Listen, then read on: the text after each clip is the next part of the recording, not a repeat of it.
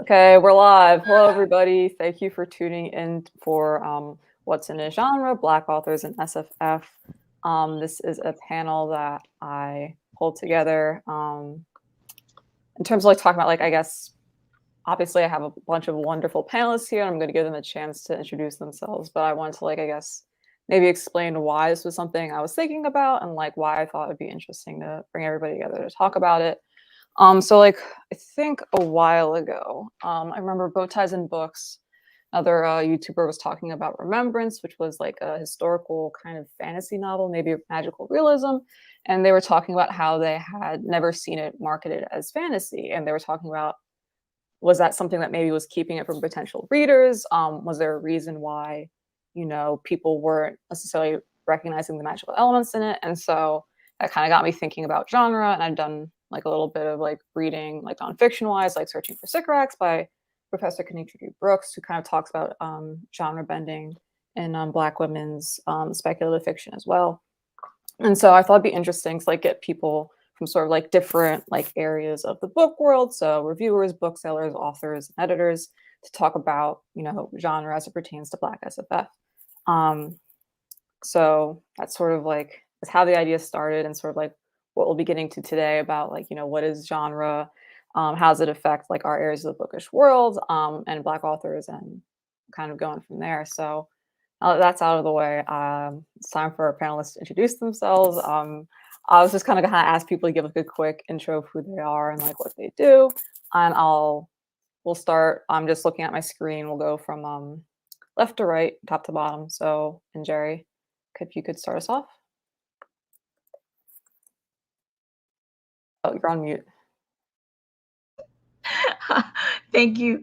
Hi everyone. My name is Njeri. I am a booktuber, among other things. I'm a reading Black science fiction and fantasy, Afrofuturism, African futurism enthusiast, and pretty active in the bookish communities. And I'm based in Toronto, Canada, and outside of reading and community building, I practice law, human rights, labor, and employment law. And I'm really stoked to be here, privileged to be here. So thank you. Thank you for introducing yourself. Kenneth Joe, are you able to talk, or is there a technical difficulty going on? I think he might be frozen, so we can go to Jeraine for now, and we'll circle back. Okay, no problem.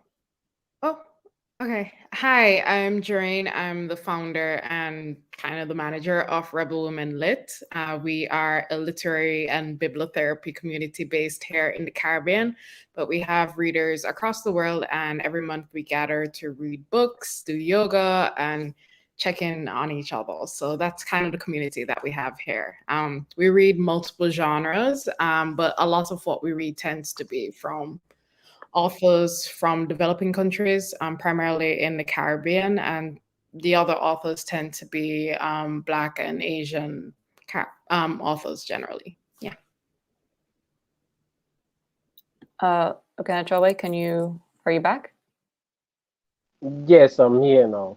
Okay, can you hear me? Yes. Okay, I'm Ogenechowe Donald Ekpeki. I'm an African speculative fiction writer and editor, resident in Nigeria. I edited the Dominion anthology and the first ever year's best African speculative fiction anthology. I won the Otherwise Award, the Nomo Award, and the British Fantasy Award. Been nominated for a bunch of other awards. So that's me. Thank you. And finally, last but not least, Alex. Hi. So you'll have to forgive me if it's a little noisy. I forgot to move the rat cage. They're very active right now. So lots of battles happening. I am Alex Brown. I am a reviewer mostly at Tor.com and lately at Locus Magazine. I also review stuff on my blog. I'm a high school librarian by day. I've written a couple of books on marginalized history in Napa County, California, which is where I'm from, although I no longer live there. And most of what I read at this point and most of what I cover is BIPOC. I always do speculative fiction, although sometimes I branch out into like YA contemporary or something. or adult romance. But yeah, most of what I review is BIPOC, speculative fiction, fantasy, and science fiction for adult and YA, and a lot of queer stuff too. Thank you. And I forgot, this is bad when I was doing the intro, so I forgot to give the acknowledgement to Britt Ryderly, who kind of helped me like massage out what the panel is going to be about and how to bring everything together. So I wanted to shout her out really quick. Thank you all for introducing yourselves. And I was hoping we could kind of start off with like some, introductory questions, like what's the purpose of genre, for you when you're part of the book world? Who defines a story genre? And like, if you have a story genre in mind, how does that impact how you interact with it? We can start off with Jerry just to keep things orderly and like work around like that. But then from there, the conversation might happen a little bit more organically. This is the one question I didn't want to lead with, but I'm going to go for it. And I guess, maybe it'll, yes, whatever. So for me, and I was thinking about this because genre didn't really matter to me that much until BookTube came around, and then until I started to get more involved in like science fiction and fantasy conventions and community. So that's when I had to think about, like when I started the channel, I had to think about, well, what do I read? Because I need to be able to describe myself, because I don't just read anything. I know that I read Black authors pretty exclusively, with the exception of Indigenous authors, but mostly Black authors. So I knew that. I also knew that there were a number of authors who I would always buy books from whenever they came out with them. So Nalo Hopkinson, for example, and there's like a whole host of others. And then I knew that those books fell into genres like science fiction and fantasy, fabulism, magical realism, and all of those things. But I never, like growing up, and until I became a content creator, I never really like went to stores and looked for these particular genres. I followed writers who I knew were committed to writing certain kinds of stories from a particular perspective, and that was sort of more important to me. But in the past couple of years, I've had to reflect on what I read so that I could explain it to others and to help people decide whether they'd be interested in my content. And then also I needed to sort of reach out to others to encourage them to be a part of community with me, like our book club that we co-host.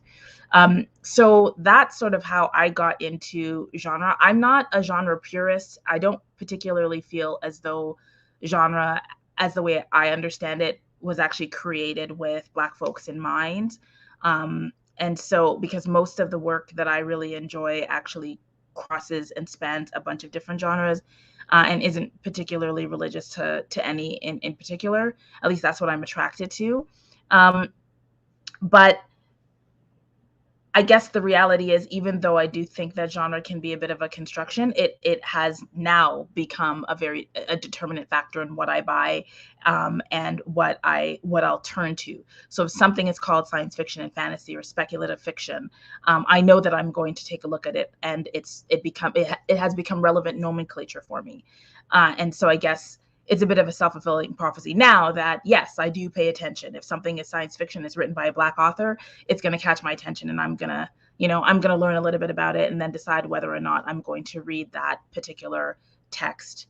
And when I do read that text, knowing that it's categorized in a particular way, I will be reading to look for those elements, because I know that I'll be expected to be able to tell others whether that I think that book or short story or poem did a good job and met the expectations that have been set out by this particular genre or the reading community.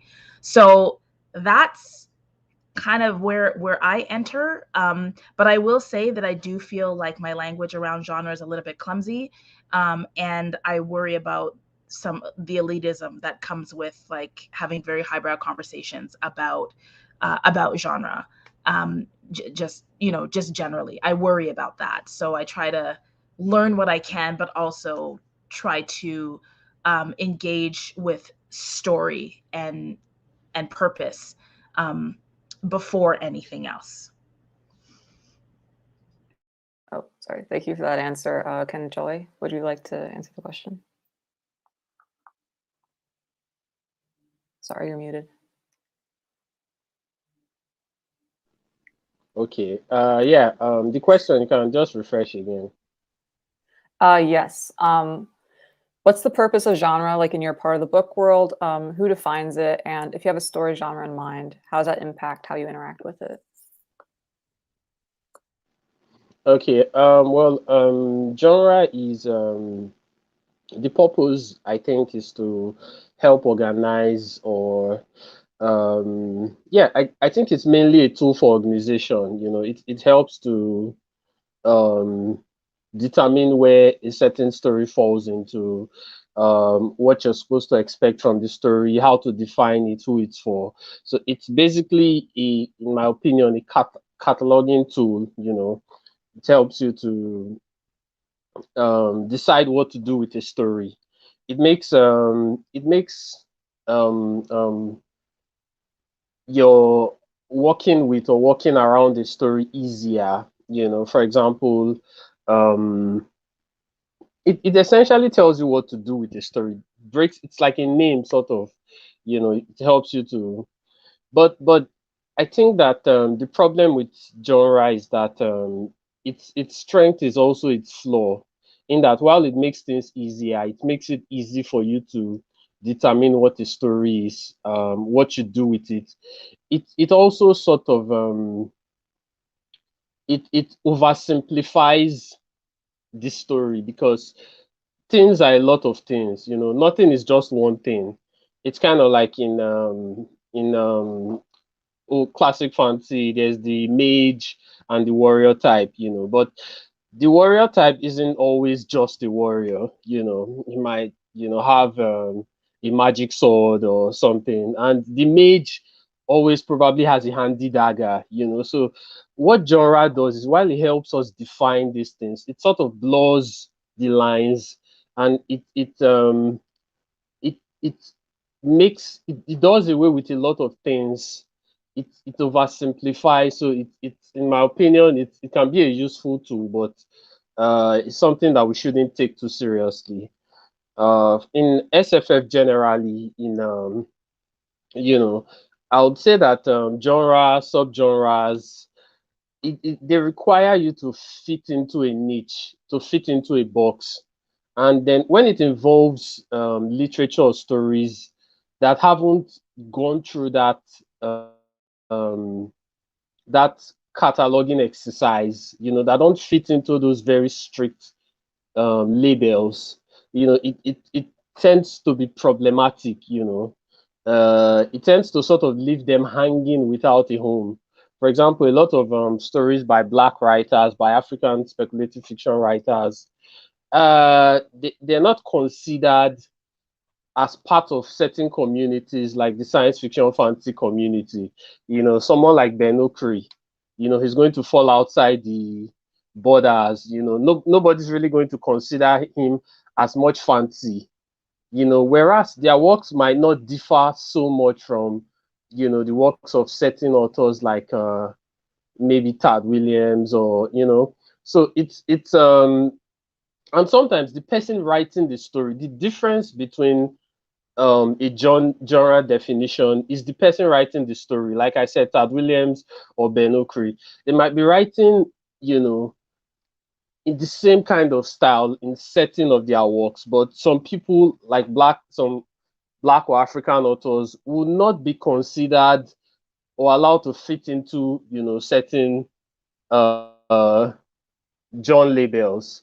And that's the problem with genre. It simplifies things, which is helpful, but sometimes it oversimplifies them, which can be harmful. So yeah. Yeah, thank you for that perspective. Ben Okri, I think his flagship novel is The Famished Road. I put that in the comments for people who are interested in reading that novel. Jurain, would you mind answering the question? Sure. So I definitely agree a lot with what Njeri and Ogosh would have said. So I think genre really helps when we are thinking about themes and tropes and storytelling devices. And that, as a reader and as someone who doesn't write, it's really helpful for me in terms of what I'm expecting when I pick up a book. But at the same time, I think we can all agree that when you pick up a book, you don't want to know exactly what's going to happen. So while it does provide boundaries and a lot of guidelines for writers, it does ask them to also stay within these boundaries, but at the same time, surprise the reader. I think what happens is that a lot of readers may get upset if they pick up a book and it's not matching exactly what it was published or advertised as. And I think that it does get a lot more difficult when we think about non-Western forms of storytelling, where not everything is always a very cut and dry. This is exactly what a romance novel should look like. This is exactly what a mystery novel should look like. And while it does have a lot of elements of that, it may not necessarily follow the exact tropes that publishing in the West has defined. One novel that always comes to mind when I think about this would be Karen Lord's Unraveling, which a lot of people, especially in their Goodreads reviews, would have said, oh, this wasn't a sci-fi novel, or oh, this wasn't a mystery novel, or oh, this wasn't the type of novel that they thought it would have been because of how it was marketed to people. And while you're reading the novel, there are lots of these elements that you'll find, but because of the writing style, because of the author's own imagination, it defies a lot of these expectations. So I do think while genres provide very loose definitions, it shouldn't be something that writers are expected to follow through and through, because that does get boring. And it's also something as readers we should allow for flexibility, especially when we're thinking about writers who are writing outside of the Western canon. I have a follow-up question. I know you had hosted the Caribbean Readers Award. I think it was last year. And if I remember correctly, the categories weren't necessarily genre categories. It was more like mediums, like adult novel, poetry, nonfiction, and the like. And I was curious did that have any like interesting effects, I guess, in terms of like people who filled out the survey, or like, I guess, just watching the results? I think it was very interesting that we just had one big category that said adult novel, because then we ended up with books that were like big capital L literary fiction, books that were sci-fi, books that were mystery novels. And I think in the context of the participating, a lot of the people that read a lot of Caribbean literature, it comes with an understanding that a lot of these books are going to cross over genres anyways. And a lot of the books that sadly get published from the Caribbean, especially if it's going to be internationally known, we won't have many sci-fi novels being published in 1 year. I think this year was really great. And it won't necessarily be branded that way. So one novel that comes to mind would be Daylight Come by Diana Macaulay, which has a lot of climate fiction, sci-fi elements, but at the same time can still be interpreted as a literary fiction type of book.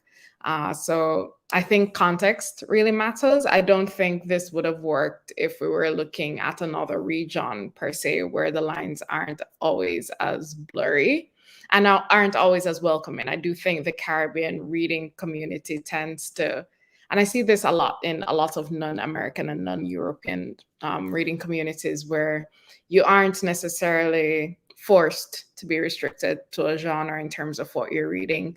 Themes tend to be a lot more of what people concentrate on, and people follow a lot of authors. Yeah. Thank you for that insight. Alex, do you mind? Yeah, so I'm actually going to be really contradictory here and say that genre is really important. I'm coming from a reviewer side, and I'm also coming from a librarian side. And I mean, if you know anything about buying on vendors as a librarian, you know, genres and age categories are super important, because that's what, you know, B&T or Ingram, you know, decide. And a lot of, if you're in a public library in particular, if you are a teen services librarian, you may not even see books that are adults, or if you are adult nonfiction, you won't see books that are, you know, whatever, depending on how your branch categorizes. So on the work side, it's actually really important. On the reviewer side too, I think it's important, but I think I also define genre a little bit differently than I think everybody else does here. I don't see genre as having firm borders. I mean, fantasy, there should be some kind of magically kind of element, but I think you can define magic in a lot of ways. I don't think it needs to be defined solely like the Western version of magic, you know, wizardy dude and or wands or whatever. Like I would actually put freshwater, Amissi's freshwater in fantasy, but not in the sense of like traditional fantasy. Like it's not sword and soul or anything, but it has some sort of fantastical elements to it.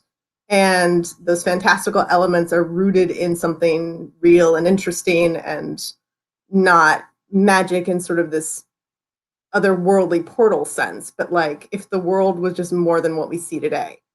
I don't know if I made that sound weird, but like not mythology in the sense of like, oh, and then, you know, Athena popped out of her dad's head, but like something real, something like if the world was just bigger than, I don't know, the technology that we have on our hands, and people are able to see that and experience that in a different way. And then science fiction to me is just the sciencey version of that. But I don't mind knowing the steps of a book. I don't mind knowing what's going to happen. I read a lot of romance. I read a lot of murder mysteries. So it's not necessarily that I don't mind knowing the beats of the dance. Like I like seeing what they're doing with it. And so like I like seeing how authors take the genre, whatever the genre is, and how they work within that context, within how they're part of that conversation, how they're breaking that conversation, how they're exploring that conversation. Yeah, I don't know. I don't read a lot of non-speculative except for YA contemporary and queer romance. So, and unfortunately, because of the nature of the reviewing gig, because I review for bigger sites, and I'm kind of stuck with the traditional publishing model, there's a lot that I don't see that comes from outside of the Western sphere, which really sucks. And I think that's a bigger conversation. And if we're going to talk about genre, then, you know, I really appreciated having the other voices here, because I think you can define genre in a Western way and you can define genre in the rest of the world way. And I think those are two very different conversations. And so I like the way that everybody else has defined genre, because I think it ties in really well with how the West's publishing industry is really failing to actually publish within the full world that, you know, these genres can be. We are publishing within a very narrow definition of it, and I don't think that's good. I wouldn't mind picking Okay. up. Okay. Yeah, go ahead. No, you can go, Julie. Oh, okay, fine. I just wanted to clarify based on what Alex said. I don't think that genre is unimportant or irrelevant. I think it's more like it's a tool. You know, it's what we do with it that matters. You know, but in as much as we have the tool argument, the tool isn't bad. Some tools are being used in certain ways. You know, it's like a bomb. Nobody's using bombs for fireworks. Nobody's throwing parties with them. So, you know, yeah, I think that non-restrictive uses of genre, non-restrictive uses of genre are good, but I think genre has always kind of been used in a restrictive way. You know, traditionally, for example, it's left out whole portions of people, whole groups of people. It's like I said, Ben Okri is not going to be considered a fancy writer. He's going to be left out of awards. You know, certain people writing certain types of works. It's like fancy is usually defined. Is usually based on Western magic. You know, people flying on broomsticks, using wands, or it's the five elements: wind, water, fire. You know, if I'm cooking up spells with herbs from my grandmother's garden, you know, it's not really going to be considered that kind of fancy. And even if officially, I mean, even if you're going to group my kind of fancy in your library, there's still these traditional institutions and fans and people that have this classic idea of genre. They're not going to read or feel like my kind of fancy is fancy. that is based on my kind of religion, so in as much as we respect the uses and the fair purposes that genre can be put to, I think it's okay to clarify that, or to admit that it's been, I mean, which you pretty much do, it's been used in a sort of restrictive way. For example, science fiction, science has a very Western definition. It has to go through testing, and and those are systems that are based on Western education. If it's going on, if it's passing through a system that is not in the formalized structure that the West views as science, going through their labs and their doctors and their, articles and everything, it's not considered science. And then how does that affect science fiction? The way that what I would consider science fiction, or what my grandmother would consider science, would be different from, what a Western magazine, or publisher would consider science fiction. So these definitions of genre tend to leave out whole cultures, whole peoples, whole, so yeah, I get that genre is important. Like I said initially, it helps with cataloging, it's a tool, it's useful, but and I'm very happy that more recently we've been moving away from those restrictive, which is mainly championed by people of color, of course.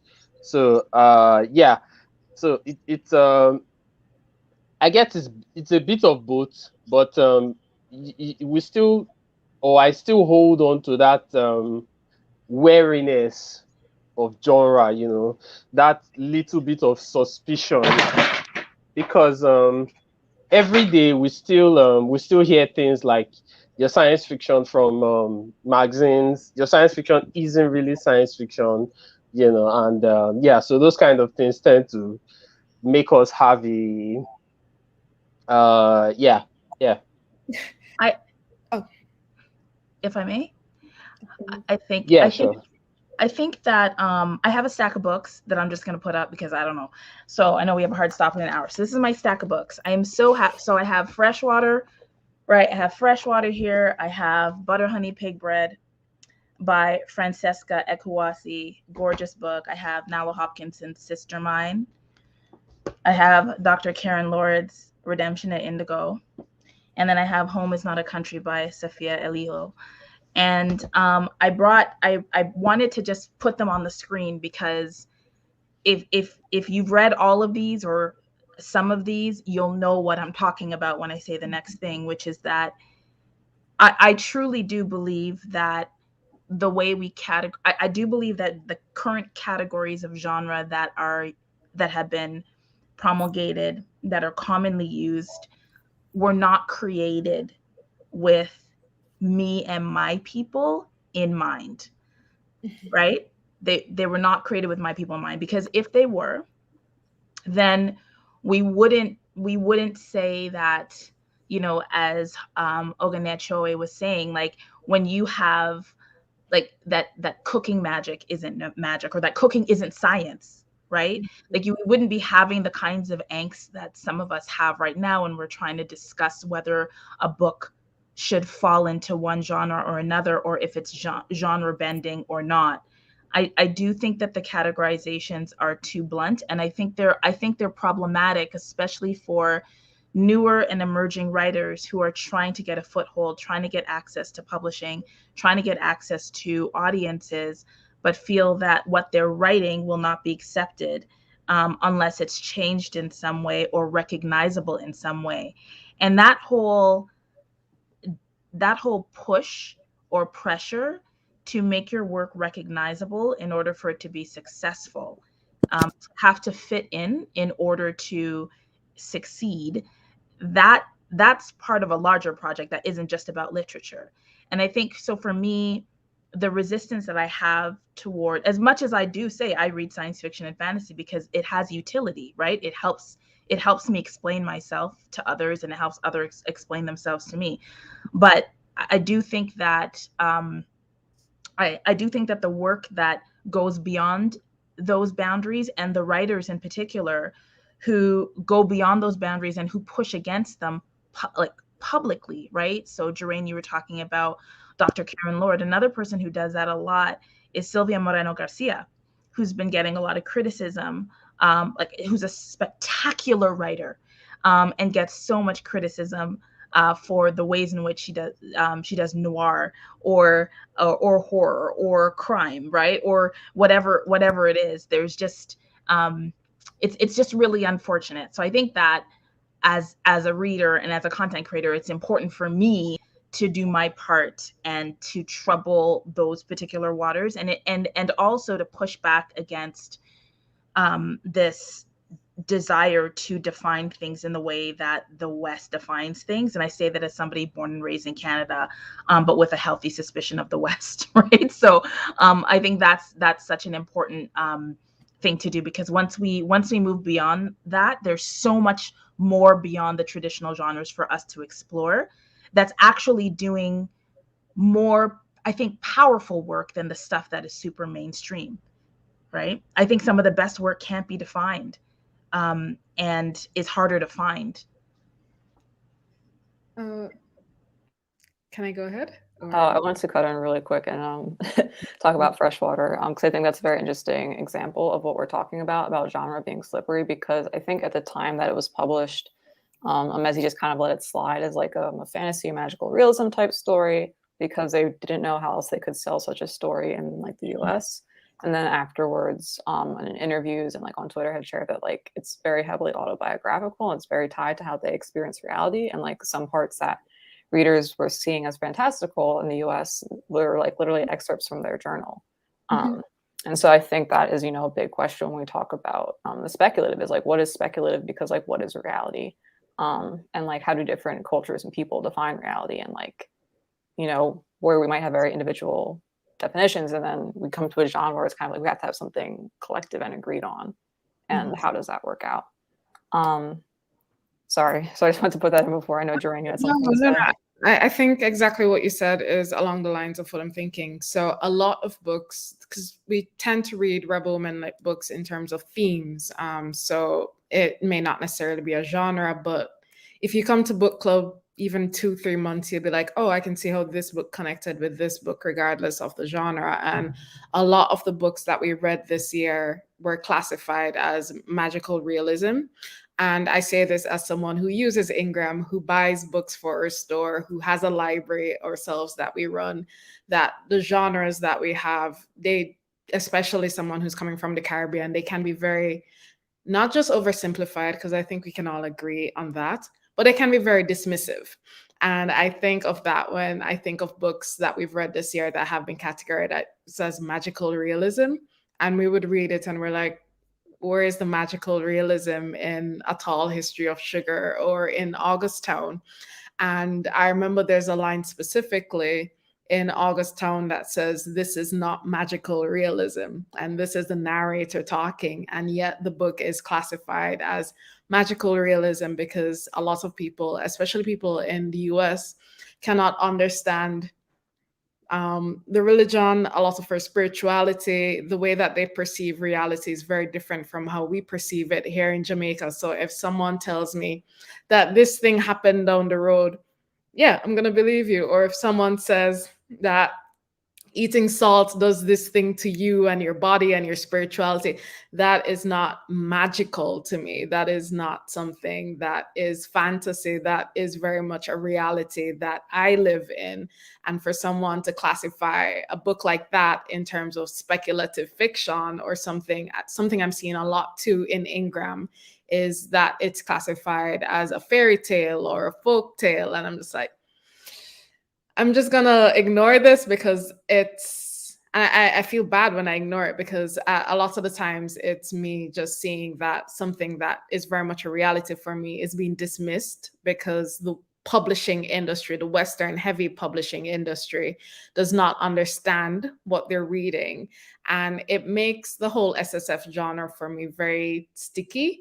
And I try my best not to as much as I enjoy reading it, I try my best not to classify a lot of the books that we have, because there are lots of books that get defined this way. So for me, I often like to listen to what the author says this thing is, especially if I haven't read it as yet, before I say, okay, this is what I think the book is. I think Freshwater is such a great example, because Freshwater, when we read it for book club, we read it, I think, about 2 or 3 months after it came out, and it was being pushed heavily as a book that was about mental health. And I think we selected it because we wanted to read a book about mental health. And when we were discussing it, we we're like, this book isn't about mental health at all, but we can see how if you grew up in a country such as the US or the UK that is always trying to find a way to medicalize a lot of these things, that you would interpret what's happening as being bipolar, you would interpret this as being schizophrenia.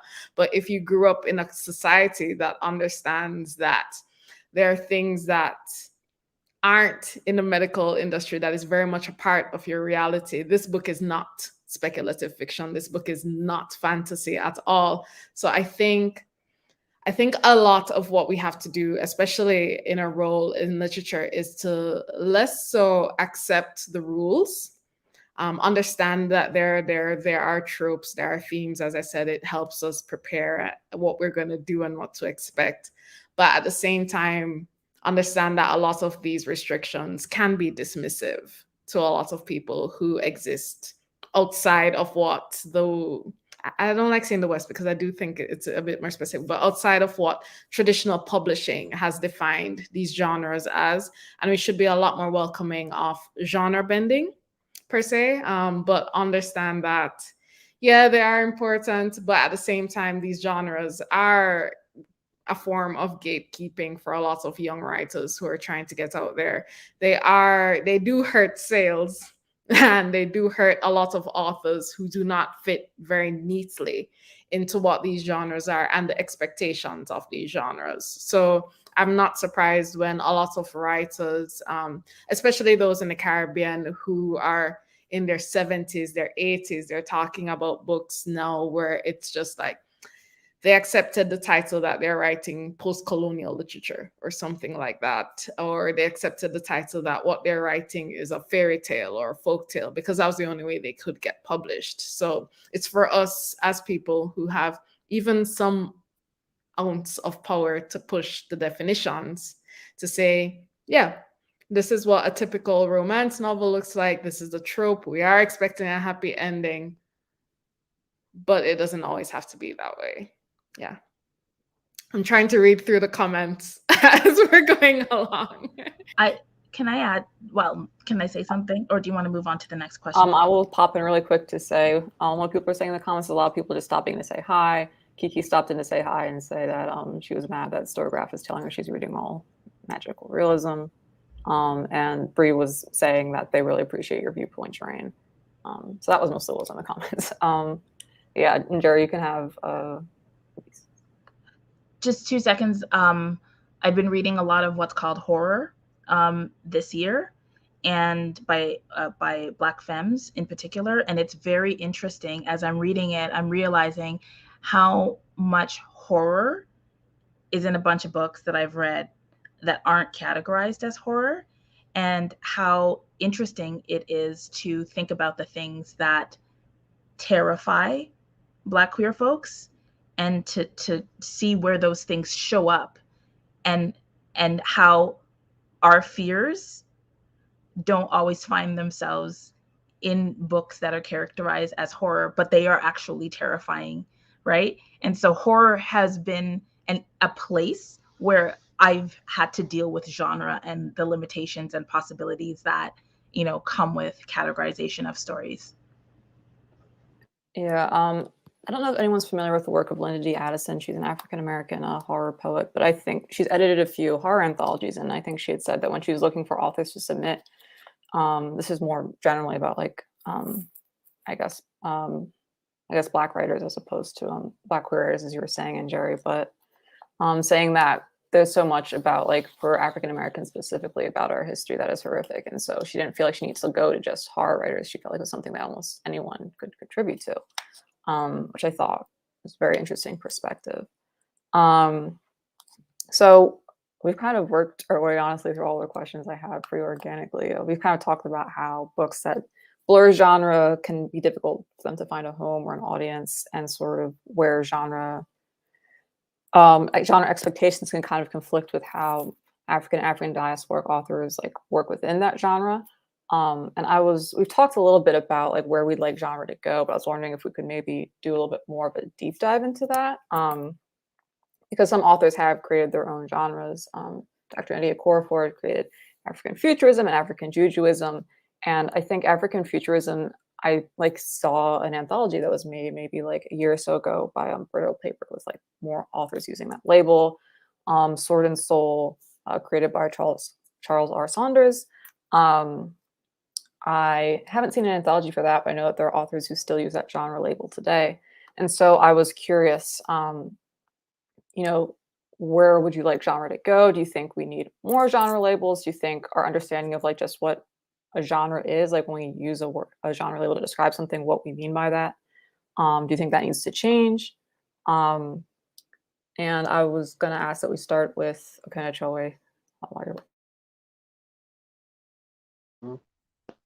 Okay. Well, I'll start by saying that initially, I'll just point us back to what we said initially about, I said rather, about genre being a tool, and tools are generally don't have an intent. It's more about what use we put them to. So it's kind of the same with genre. It's more important the uses that we put it to.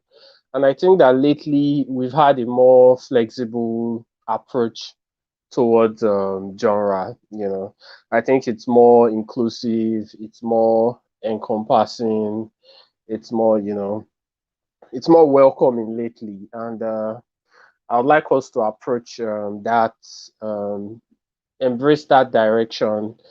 Yeah, because a lot of the work that is being created, literature is becoming more, is evolving. There's a lot of content that is being created daily, kind of like you said, the way that people perceive reality is different in different cultures and identities, and people are becoming more expressive.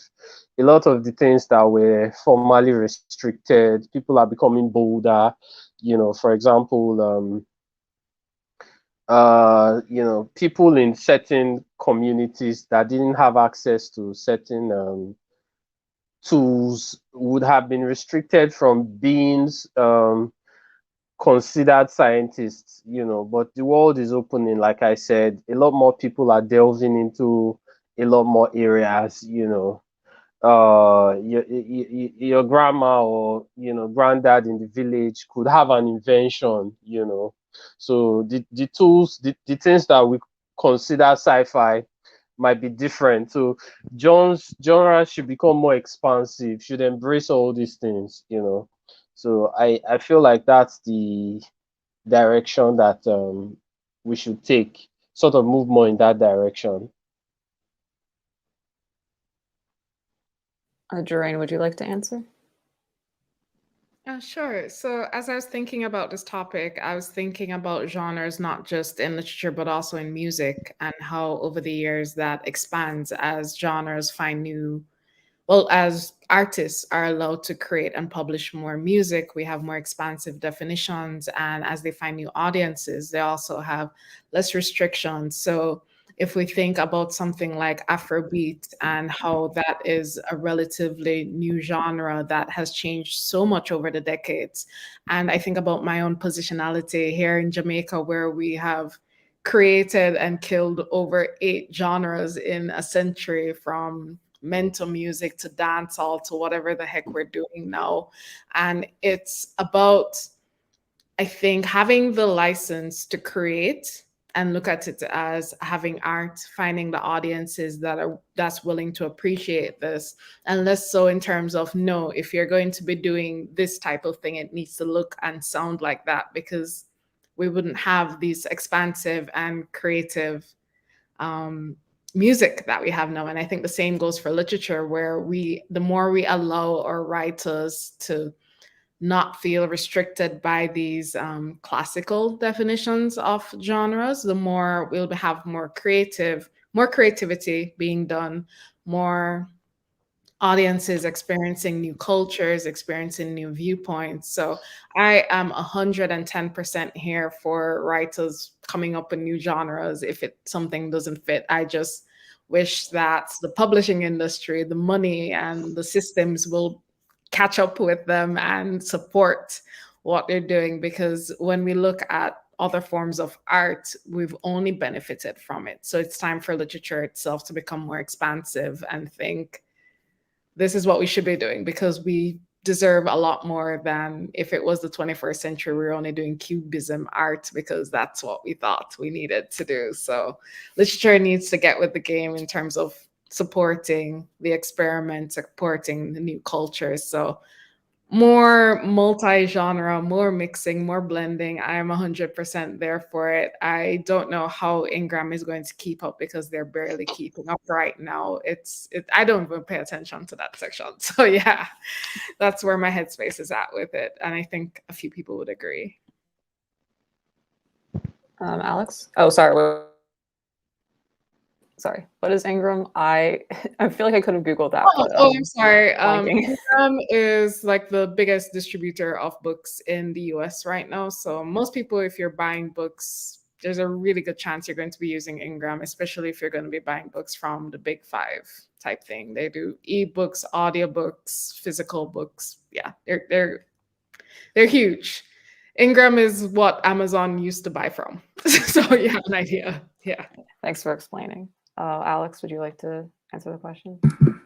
Yeah. I just want to keep seeing genre grow. I mean, I'm going to second everything that's been said so far. I love the idea of not just genre bending, I guess we would describe it in the West, but like more voices. I would like to see more non-Western voices, more everybody voices, writing within however we're defining the genres today. Because I like the idea of kind of blowing that up and expanding it and pulling it out of these sort of classical things. Also think a lot of the gatekeepers are getting smaller and smaller, and they are holding on to a smaller and smaller hill.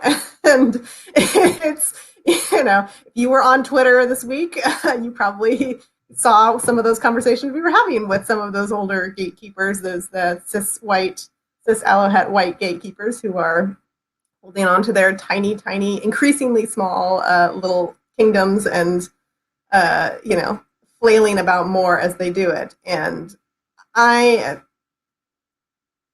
honestly, I don't really care about them. Like, they can scream and cry and stamp their feet and throw their tantrums all they want. And I'm going to keep reading as much as I can from everybody else. And I'm going to keep writing about everybody else. And I want to keep seeing everybody else. It's one of the things that I like about my position as a reviewer and as a critic is that, and particularly where I write for, I get to choose the books that I want to cover.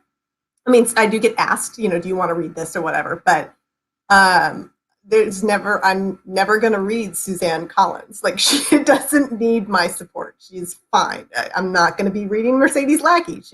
Doesn't need my support. She's fine. She can go scream and cry over there. But I can promote and read and focus and put that energy on BIPOC, in particular Black writers and Black speculative fiction. I have that position and power where I can expose everybody else to these amazing works that may not get through the big other gatekeepers. So I just want to keep seeing it grow. I want to keep reading new things. I didn't read speculative fiction for a very long time because I was really like, I don't care about old white dude wizards, and I don't care about spaceships and, stuff up there. Like, I don't care about that. And so I love that we're getting new voices. We're getting new stories. We're working within the genre. We're breaking the genre. I want more of that. And I want the gatekeepers to be quiet for once. Thank you for sharing that. And Jerry, would you like to answer?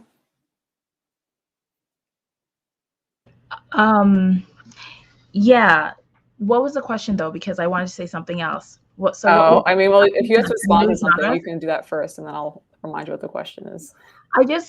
So I guess what I've been thinking about is that most of, I think all of us actually, all of us on in this particular panel, which is why I was so excited to be, and still am very excited to be on it, is that we are all sort of intervening and interrupting narratives in very powerful ways. Like I remember the world before Rebel Women's Lit came on my radar, and I've now seen like the shift on Instagram and the shift also on BookTube that you can trace back to drain your work, right, in particular. And I think like, you know, when I start seeing booktubers who are saying, you know, I want to read more Caribbean books because I'm now aware of you know, this book club that's doing work, and the queer book club, you know, in Jamaica doing this work. Like I see that, right? I see the change when we have people who are like, okay, so I'm now going to subscribe to this big science fiction fantasy magazine because I know that there's a Black woman at the helm, right? I even know how I felt when I saw like Alex's like reviews in Locust, because I'm just like, this Locust now feels different because of Alex's reviews, right? And when I saw Dominion, and when I see the 2021, now there's another list that I can look out for, I can look to. And I think that it is in lifting up and centering this work. And in my case, it is to the actual exclusion. Like, I'm very proud to say that like there's a whole bunch of people I don't read and will not read. And I think that there's a way to sort of be hopeful about that, and to be very definitive about where we put our resources in those circumstances. And I was just picking up, because I'm working on something, and I was just picking up these books that I got from Blue Banyan Press. So The Dark of the Sea by Imam Baksh, right? And then I got My Fishy Stepmom from Shakira Bourne. And then I got Pumpkin Belly and Other Stories.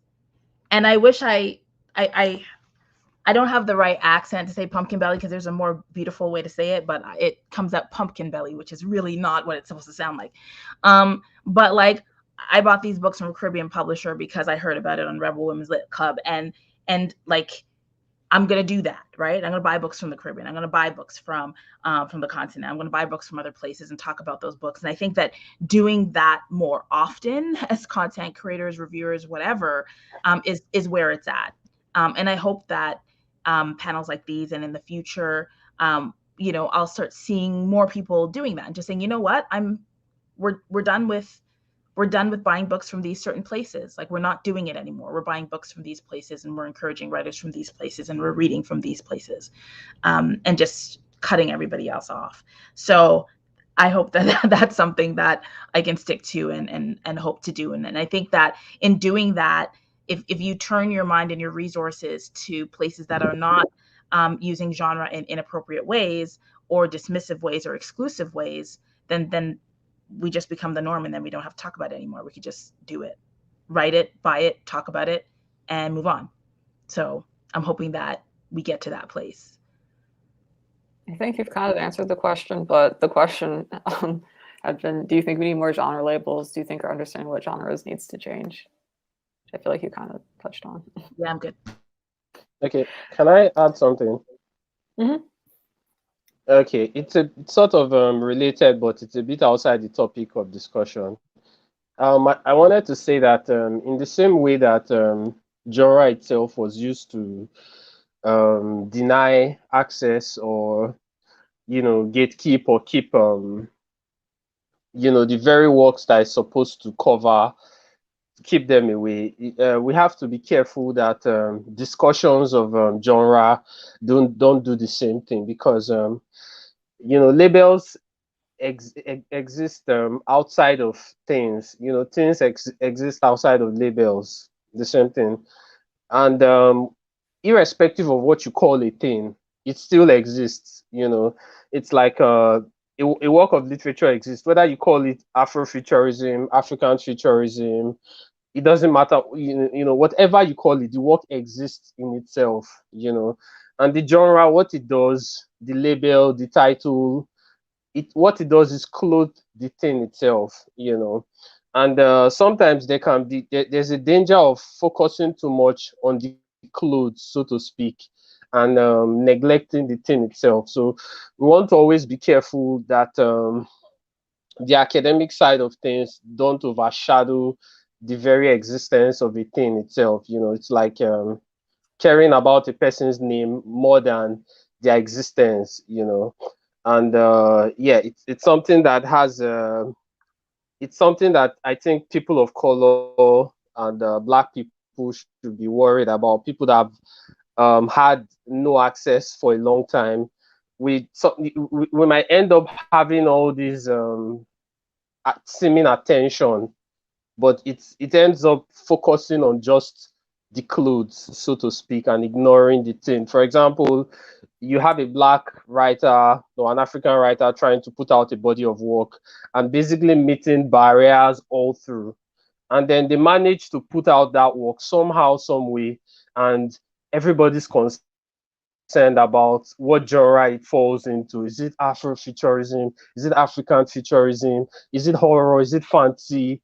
It would have not been alive for us to worry about what it is, and the fact that it's alive is the step in the right direction. So it's more of how we trying to help marginalized creators live or breathe.